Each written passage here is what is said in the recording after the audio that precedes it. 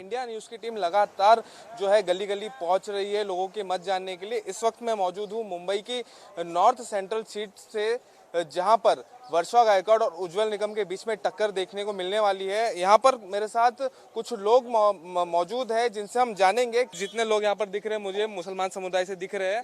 तो लगातार मुसलमान समुदाय को लेकर राहुल गांधी जी ने भी कुछ दिन पहले बयान दिया था कि जब से मोदी सरकार आई है तब से मुसलमानों में डर फैला हुआ है।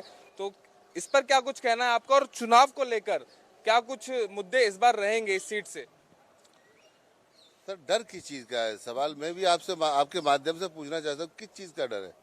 लोग ये कहते हैं कि साहब मोदी सरकार है तो यहाँ मुसलमानों पे जुल्म हो रहा है। तो मुझे एक किसी आदमी का नाम बता दीजिए जो हिंदुस्तान छोड़ के चला गया हो। सब यहीं रह रहे हैं। ये चीज़ें फैलाना अच्छी बातें नहीं है। देश के हित की बात कीजिए, बांटने की बात मत कीजिए। बांटने का काम कौन करता है सिवाय कांग्रेस के अलावा, समाजवादी के अलावा, बीएसपी के अलावा, ममता के अलावा, लालू जी की पार्टी के अलावा? ये सब बांटने की बात यही करते हैं। भारतीय जनता पार्टी तो करती नहीं है। नारा है हमारा सबका साथ, सबका विकास, सबका विश्वास। इससे बेहतर क्या होगा? हम सब लोग मिलकर जुलकर रहते हैं, कोई दिक्कत नहीं है। लेकिन जो नेता है उनकी दुकानें बंद होती जा रही हैं। सच्चाई इसलिए उनको घबराहट है कि मुस्लिम वोट को अपनी जेब के अंदर रखो। मुस्लिम वोट को तुम्हारा बदुआ मजदूर छोड़िए जो आपको ही डालता रहेगा। जो देश के लिए काम करेगा, इस देश का नागरिक, उसको वोट देगा। यहाँ पर आपको क्या लग रहा है, क्या कुछ मुद्दे यहाँ पर जो स्थायी मुद्दे क्या रहेंगे? उज्जवल निकम और वर्षा गायकवाड़ के बीच में टक्कर है साफ तौर पर। देखिए सर, टक्कर वक्कर तो नहीं है, खैर चुनाव एक तरफा है। अब ये कांग्रेस अपने दिल से सोच सकती है कि हमारी टक्कर है। उनके पास प्रत्याशी कोई ऐसे है ही नहीं है, ढूंढ ढूंढ के लाने पड़ते हैं, वो भी टक्कर नहीं दे पाते हैं। हाँ, अपने जो अभी नए प्रत्याशी आए हैं, ये बात सही है। इससे पहले पूनम महाजन जी थी, अच्छे काम किए थे उन्होंने। अब हाईकमान का क्या निर्णय हुआ जो उनका टिकट कटा। और मैं ये कहूँगा हमारे लिए सबसे अहम है फूल। चाहे जिसको टिकट मिले, हमको फूल को देखना है। हमें कैंडिडेट से कोई लेना देना नहीं है। जिसके साथ फूल है उसके साथ हमें। आप क्या कुछ कहेंगे? जैसे कि ये कह रहे थे पूनम महाजन जी का टिकट यहाँ से कटा है, उन्होंने क्या कुछ यहाँ पर बदलाव लेकर वो आई थी, क्या कुछ उन्होंने विकास किया था, और अब आने वाले समय में क्या कुछ आप लोगों की अपेक्षा है? नहीं, काम तो पूनम जी ने अच्छे किए थे, लेकिन अब वो हाईकमान का फैसला है किस बात पे उनका टिकट काटा। बाकी उनके काम से कोई भी नाराज नहीं है, ना हिंदू, ना मुस्लिम, ना सिख, ईसाई, कोई भी नहीं। सब अच्छे थे। पूनम ताई बहुत अच्छी थी। लेकिन अब हाईकमान ने फैसला किया कि हाईकमान का फैसला तो शर्माते सबके लिए, चाहे वो हिंदू हो या मुसलमान हो। उससे कुछ काम उनके बहुत अच्छे थे, कोई भी नाराज नहीं है। पब्लिक आज छोटी या बड़ी, कोई भी पब्लिक साहब पूछ लो, पूनम ताई काम अच्छे थे।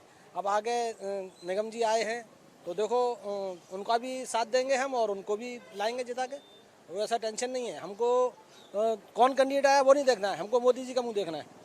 खाली मोदी जी काम अच्छे कर रहे हैं, देश के हित में कर रहे हैं, देश को आगे ले जा रहे हैं, बस वही हमको चाहिए। और कोई हिंदू मुस्लिम नहीं है ना। हमारा एरिया बहुत अच्छा है, यहाँ पर सब हिंदू मुस्लिम भाई सब मिल बांट के रहते हैं, एक दूसरे के दुख सुख में भी रहते हैं, सारा काम करते हैं, किसी से कोई शिकायत नहीं है। और हमारा उम्मीद यही है कि निगम जी आए। आप क्या कुछ कहेंगे, क्या कुछ यहाँ के स्थायी जो मुद्दे हैं, बेरोजगारी, बाकी चीजें और रोड निर्माण, ये सब चीजों को लेकर कुछ ये सारे मुद्दों पर वोटिंग होगी इस बार? ये सब बातों पे तो आप बोल रहे हो सही है, लेकिन बेरोजगारी आदमी के स्वयं से होती है, ना कि दूसरों के से। आदमी जो भी काम करेगा तो अपने बल पे करेगा। पार्टी काम बढ़िया कर रही है बीजेपी, और इनका जो भी है, पहले हमारे गाँव में शौचालय वगैरह ये नहीं थे, तो अभी हर घर में शौचालय दिया जा रहा है। तो गाँव जब विकास कर रहा है तो ये तो शहर है, तो शहर तो ऑटोमेटिकली और विकास करेगा। तो इसमें कोई दो राय नहीं कि मोदी जी के राज में हम सब बढ़िया है। भाईजान, आप क्या कहेंगे? जो हिंदू मुसलमान विवाद को लेकर बोलते हैं कि भारतीय जनता पार्टी जो है विवाद कराती है, झगड़े कराती है, ये एकदम झूठ है, सरासर झूठ है। आपने देखा होगा जो दंगे हुए किसकी सरकार के वक्त में हुए। सबसे ज्यादा दंगे का रिकॉर्ड अगर कोई सरकार है तो वो कांग्रेस सरकार है। और जो मैं पूछना चाहता हूँ, पीएसी किसके वक्त में बनी और क्यों बनी, ये सब जानते हैं कि चीजें छुपा नहीं है। और पीएसी ने क्या किया था मुसलमानों के साथ, ये भी सब पता है। तो पीएसी किसने बनाई थी? कांग्रेस ने बनाई थी या मोदी जी ने बनाई थी? कांग्रेस पार्टी ने ही बनाई थी। सेंटर में कौन बैठा था उस टाइम? सरकार किसकी थी? मुसलमानों की बदहाली का अगर जिम्मेदार असलियत में कोई है तो वो सिर्फ और सिर्फ कांग्रेस सरकार है। कांग्रेस सरकार ही थी जो उत्तर प्रदेश से सारी जमींदारी छीनी मुसलमानों की। कांग्रेस सरकार थी जो लोगों की नौकरियां छीनी मुसलमानों की। 40 से 42% नौकरियों में थे आज़ादी के बाद। आज कहाँ है नौकरी? मुसलमानों की बदहाली का कारण अगर कोई है, कोई पार्टी है, तो वो सिर्फ और सिर्फ कांग्रेस है। और मोदी जी पे इल्जाम लगाती, मोदी जी बोलते हैं हमें उस पे नहीं जाना है कौन क्या भाषण दे रहा है, कौन क्या कर रहा है, हमें जमीनी लेवल पे देखना है। हमें ये देखना है कि जमीन पे हमारे साथ क्या हो रहा है। आज जो दादा बनते थे, भाई बनते थे, डॉन बनते थे पैसे के बल पर, आज सबकी हेकड़ी निकाल दी है मोदी जी ने। कानून का राज बराबर कर दिया है। और आप एक आम आदमी भी अगर चौकी थाने जाता है, उसकी सुनवाई होती है, चाहे वो गरीब मुसलमान हो या गरीब हिंदू हो, मुसलमानों की हो या हिंदू की हो, किसी की भी अगर कोई समस्या है उसका समाधान होता है। मोदी जी ने जब घर बांटे यूपी के अंदर, तो क्या शकल देखकर बांटे थे? पूरे हिंदुस्तान में घर बनवा कर दिए उन्होंने प्रधानमंत्री आवास योजना के तहत। पहले कहाँ थी ये योजना, कहाँ गई थी? शौचालय बनाए गए, सम्मान निधि दी गई किसानों को, कहाँ थी सरकार? 50-60 साल से जो सरकार राज कर रही थी। आज मोदी जी का जब मुकाबला नहीं है तो लोग डर रहे हैं। हिंदू मुस्लिम कर रहे हैं। क्या मुसलमानों को बोल दिया, मुसलमानों को बोल दिया, क्या बोल दिया मुसलमानों को? अरे तुमसे ज्यादा बोल दिया क्या? तुमने तो करके दिखाया है, तुमने तो मुसलमानों को बदहाल कर दिया। आज मोदी जी के वक्त में सबका साथ, सबका विकास, सबको लेकर चल रही हैं वो, इसलिए डरे हुए हैं विपक्ष। उनका कोई तोड़ नहीं है, इसलिए सब मिलकर बस एक ही मुद्दा, हिंदू मुस्लिम, हिंदू मुस्लिम। संविधान बचाओ। संविधान का कहाँ खतरा है? देश संविधान से चल रहा है। संविधान खतरे में किधर है? उनकी पार्टियां खतरे में है। जितनी पार्टियां विरोध कर रही हैं, सारी पार्टियां खतरे में, संविधान खतरे में, संविधान खतरे में। कहाँ से? संविधान से देश चल रहा है। संविधान से प्रधानमंत्री बने हुए हैं, संविधान से एमपी बनते हैं, एमएलए बनते हैं। इंटरव्यू दिया, अमित शाह जी ने इंटरव्यू दिया, उन्होंने वादा किया है कि भाई हम ना संविधान से छेड़छाड़ कर रहे हैं, ना ही हम आरक्षण से छेड़छाड़ कर रहे हैं। हम जो वादा कर रहे हैं। और कौन सी टीवी पे उस दिन इंटरव्यू था, उन्होंने खुद सामने से बोला है कि भाई हम इस चीज़ से हम वादा कर रहे हैं, हम किसी से कोई छेड़छाड़ नहीं कर रहे हैं, हमें सिर्फ बदनाम किया जा रहा है। अब देखो अपोजिट पार्टी तो कुछ भी बोलेगी, बोलना तो है उन्हें, क्योंकि अगर नहीं, अगर मैं सामने वाले को अगर अंधा नहीं बताऊंगा तो वो मुझे फिर कुछ भी बताएगा।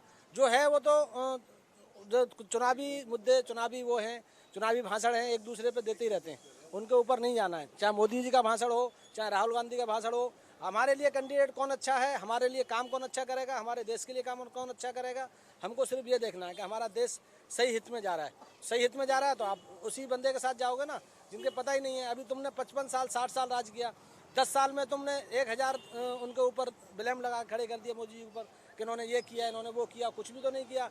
अब जब ITI डालते हैं ना, तो 2004 से लेकर 2014 तक अगर 10 मुसलमानों को नौकरी मिली थी, तो 2014 से 2024 तक 500 मुसलमानों को नौकरियां मिली हैं। तो कौन अच्छा है? कांग्रेस अच्छी थी या बीजेपी अच्छी है? भाई मुसलमान को जो रोजी रोटी देगा या हिंदू को रोजी रोटी देगा वो अच्छा है ना। अब तुम इल्ज़ाम कुछ भी लगाओ, जैसे भाई ने कहा अपना कर्म ही है, आप कर्म अच्छा करोगे तो आप तो तरक्की करने वाले हो ना। अब सरकार के ऊपर इल्ज़ाम लगाते रहोगे, सरकार पर इल्ज़ाम लगाते रहोगे। अरे तुमको राशन भी अगर कहीं थोड़ा बहुत 19-20 है, उस आदमी को राशन भी फ्री में मिल रहा है। 5 मेंबर हैं तो 5 को मिल रहा है, 10 है तो 10। ऐसा नहीं है कि सब 5 किलो मिल गया, 10 मेंबर हैं, ऐसा नहीं। फी मेंबर के हिसाब से दे रहे हैं, सारा काम तो कर रहे हैं। और कितना करोगे? और क्या घर में चूल्हा जला दे आके? यहाँ पर मुसलमान समुदाय के लोग यहाँ पर मुंबई में मौजूद है मेरे साथ, मैं उनके दिल की बात यहाँ पर जानने के लिए पहुंचा हूँ। मोदी जी ने अपने हाल ही में कुछ दिन पहले बयान दिया था कि वो मुसलमानों को मिलने वाला जो आरक्षण है वो खत्म कर देंगे, तो उसको लेकर आरक्षण की बात कही है आपने, तो मुझे आप ये बताइए, आपके माध्यम से मैं भी पूछना चाहता हूँ, देश के अंदर जात के हिसाब से कहाँ है, कौम के हिसाब से आरक्षण है किधर? कहीं नहीं है। संविधान में भी कहीं जिक्र नहीं है। मैं फिर कहूंगा, कुछ चीजें ऐसी होती है कि लोग पीछे भागना शुरू कर देते हैं। मुझे आप बताइए, धर्म के आधार पर आरक्षण है क्या? मेरे हिसाब से तो नहीं है, जहां तक मैं जानता हूँ। है तो आप बताइए, किसी से पूछ के बताइए, जितने लोग खड़े हैं धर्म के हिसाब से है क्या? आपसे जानेंगे यहाँ के क्या मुद्दे हैं, क्या कांग्रेस भाजपा क्या लग रहा है? यहाँ पे बीजेपी आएगी, 100% बीजेपी आने वाली है। वर्षा गायकवाड़ का यहाँ पे कोई अस्तित्व नहीं है, उनको जबरदस्ती टिकट दिया है और हारने वाली वो। उनके पहले पूनम महाजन जी थी, उन्होंने बहुत अच्छा कार्य किया है, उन्हीं को बेस लेके निकम जी भी जीतने वाले हैं करके यहाँ पे से। और वो अच्छे काम करने वाले हैं, उन्होंने देश के विदेशों में उनका नाम है और वो अच्छे न्याय करके देंगे यहाँ की जनता को, लोगों के लिए। आपका नाम? अंजार खान। अंजार भाई, ये बताइए यहाँ के लोकल मुद्दे क्या लग रहे हैं, किसकी सरकार बन रही है, केंद्र में कौन आ रहा है? बीजेपी आएगी, 400 पार आएगी। जैसा काम करा है उन्होंने, 400 पार, 400 पार, आपकी बार 400 पार। देखिए ऐसा है, थोड़ा समय कि 1978 में कांग्रेस का जो दमनकारी शासन था इंदिरा गांधी के समय में, नसबंदी के 3 दलाल इंदिरा, संजय, बंसीलाल, उस समय में लोगों को जबरन नसबंदी करवाई जा रही थी और जो आवाज उठाया उसको जेल में ठोक दिया। जिस तरह से उस समय कांग्रेस का सफाया हुआ, अब यहाँ भी अभी दिख रहा है जो कांग्रेस बची है वो भी खत्म हो जाएगी, क्योंकि कांग्रेस में कोई नेता रहा ही नहीं है। एक तरफ देखिए देश प्रेमी लोगों की टीम चल रही है, एक तरफ जो है आतंकवादियों का साथ देने वाले लोग रात को सुप्रीम कोर्ट में जाके उनकी पैरवी करते थे। आज जनता ने उनको उनकी जगह बता दिया है। यह हमारा सौभाग्य है इस उत्तर मध्य मुंबई का कि उज्जवल निकम जी यहाँ के उम्मीदवार बने।